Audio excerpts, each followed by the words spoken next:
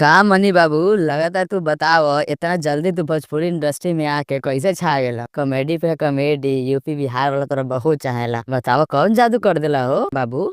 हमनियों के फिर से इंडस्ट्री में उतरे के पड़ी। बताओ इतना गाना निकालते निकालते हमने खूब कमाई नाम, मगर लगातार हमने सबके तू पीछे छोड़ देला। ठीक है कहता नहीं ना पवन भाई। ठीक है कही तरह खेसारी भाई बताव तो हिमोनिया बताव हमनी के लगातार पीछे छोड़ दे। अगर हमनी गाना अगर सिंगर न रहती तब बताओ हमनी तो उठी पुटी में चल जाती हवा के भाव में। मगर उस पर star Pawan Singh power star अब फिल्म के साथ साथ सिंगिंग में भी नाम कमैले वाली। अभी लोग लॉलीपॉप के याद करेला तभी ना हमनी के नाम बना। तो हमनी के तो कहिया के नाम खत्म रही। ये मनिया बताओ इतना जल्दी जल्दी लॉकडाउन के बाद में यहाँ के कॉमेडी करते करते वेलकम फिल्म हिट करा दे लोग।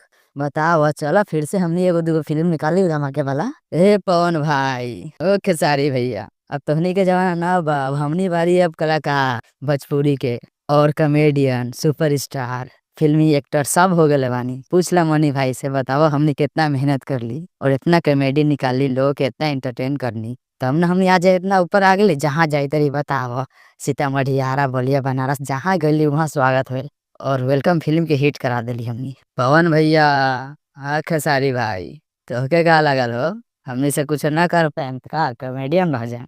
इतना हेवी फिल्म निकाल ली वेलकम जो पूरा ऑल ओवर बिहार में और यूपी में चलल। कहाँ कहाँ ना चल नेपाल के लोग आके देखे बिहार में फिल्म। हमने इतना ऐसा कॉमेडी करी इतना चाहे वाला हो गए बा।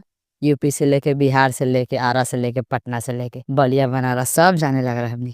हमने ऐसा के एक उड्डी पुड्डी थोड़ी ना है कलाकार। हमने बारी कॉमेडियन और ओकरा से ऊपर फिल्म स्टार हो गई। अब वेलकम फिल्म जब निकाल दे रही ना तब समझ में आसे हमने कितना बड़का स्टार हो गई। अभी तो नाम कमाए भोजपुरी इंडस्ट्री के ऊपर करते हो। आवा फिर से तुम हो और एक दो अच्छा हिट गाना गावा। आवा फिर से भोजपुरी इंडस्ट्री में। जिंदगी झंडवा फिर भी घमंडवा ए डायलॉगवा भूल गला का तो नहीं बाबू लोग। हम ही है रवि किशन अब तो हम चल गई नेतागिरी में उतर गेली।